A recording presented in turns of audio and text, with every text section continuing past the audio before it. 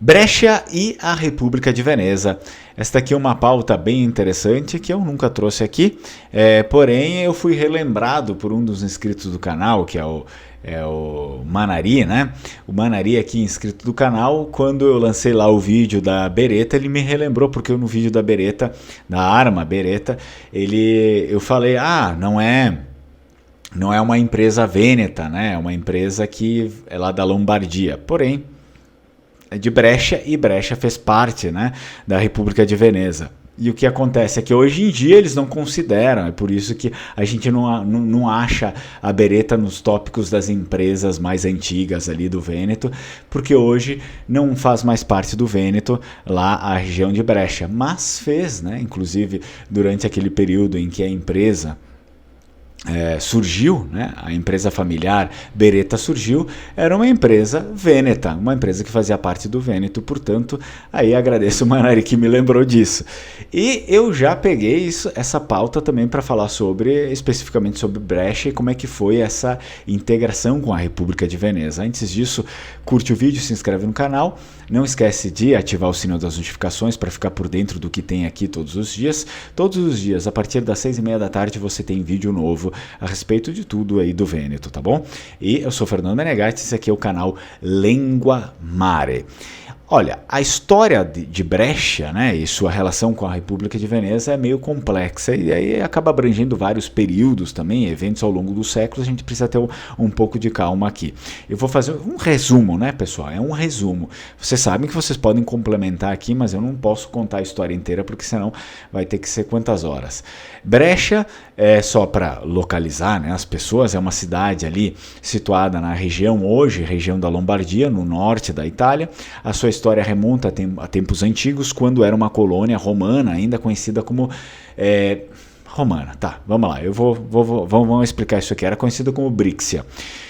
Porém, veio antes de Roma, tá?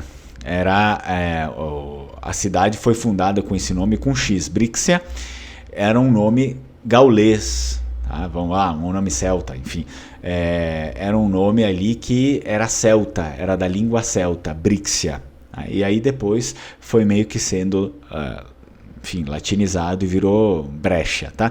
Mas era Brixia, que é gaulês. Aí depois, quando os romanos tomam conta ali, vira outra coisa. Então, durante a Idade Média, Brescia foi uma cidade autônoma e frequentemente envolvida em conflitos e disputas com outros estados vizinhos. Ela teve períodos de domínio por diferentes poderes, incluindo francos, lombardos e alemães também, para quem não sabe.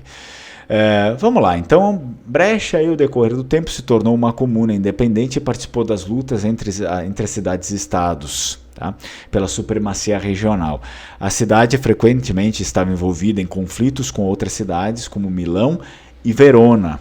E aí depois, num certo período, acontece, né, a conquista pela República de Veneza de Brescia. Situando também as pessoas, os novos aqui no canal, a República de Veneza, a gente está falando de um período onde não existia essa Itália que existe hoje como nação, também conhecida como Sereníssima República de Veneza. A gente sabe que foi um estado, uma nação independente localizada no nordeste da Itália, onde hoje é a região do Vêneto, mas tinha mais partes naquela época, e era conhecida por seus domínios marítimos e comerciais. Veneza, então, cresceu a partir de um conjunto de ilhas e se tornou um dos principais centros comerciais e culturais da Europa, porque depois não era só Veneza, né? Era tudo, abrangia muitas outras partes ali, inclusive todo o território do Vêneto, né? Veneza, então, expandiu seu território por meio das conquistas militares, diplomacia e alianças estratégicas, e Brescia foi uma das cidades que foi anexada à República de Veneza no final ali de um período. Então, após uma série de conflitos e negociações, a relação entre Brescia e Veneza foi marcada por períodos de cooperação e também de conflito. Brescia se tornou uma província do vasto império da República Vêneta e contribuiu para a riqueza e influência da República de Veneza, né? No entanto, ali a conquista pela República de Veneza também trouxe consigo algumas tensões e resistências locais, o que é comum, né, que isso aconteça, e a República de Veneza, enfim, continuou existindo por muito tempo, Até que depois a gente tem um vídeo aí, né, que foi anexada, foi conquistada pelas forças do Napoleão Bonaparte. Nesse momento aqui, que foi lá em 1797, Brescia, como parte do território da República de Veneza, também passou por mudanças políticas e foi incorporada aos domínios de Napoleão e posteriormente ao Império Austríaco. Então, essa é uma visão, como eu falei para vocês, uma visão generalista, uma visão geral da relação entre Brescia e a República de Veneza ao longo da história, né? É importante notar ali que detalhes específicos sempre podem variar, né? Muito mais pela relação ali das duas partes e interações ao decorrer dos séculos. Isso muito depende, né, das políticas empregadas, porque foram vários e vários séculos, vários anos ali, e não dá para a gente vir aqui e falar que foi tudo sempre muito legal ou que foi tudo sempre um desastre. Vocês sabem como acontece.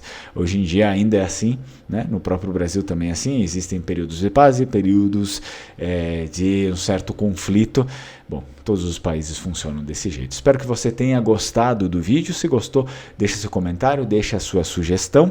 Sua sugestão para novos vídeos sempre é muito bem-vinda. Eu acabo, né, mapeando o que as pessoas deixam aqui, aquilo que eu vejo que é sim relevante, que eu consiga desenvolver, né, um bom argumento para vir aqui falar para vocês, eu sempre faço e eu procuro também citar os nomes de vocês. Às vezes eu não cito o nome inteiro, porque algumas pessoas usam uns pseudônimos e tal, mas faz parte, né? Eu tento fazer ali o melhor com o que eu tenho, com as informações que eu tenho. Curte o vídeo, se inscreve no canal, não esquece de deixar seu comentário, se não tiver nada para comentar, deixa um emoji, deixa o leão do Vêneto, alguma outra coisa aí, porque ajuda e muito o canal, né, a crescer e o vídeo a ir para alcançar mais pessoas também. Tchau, tchau, Strucon.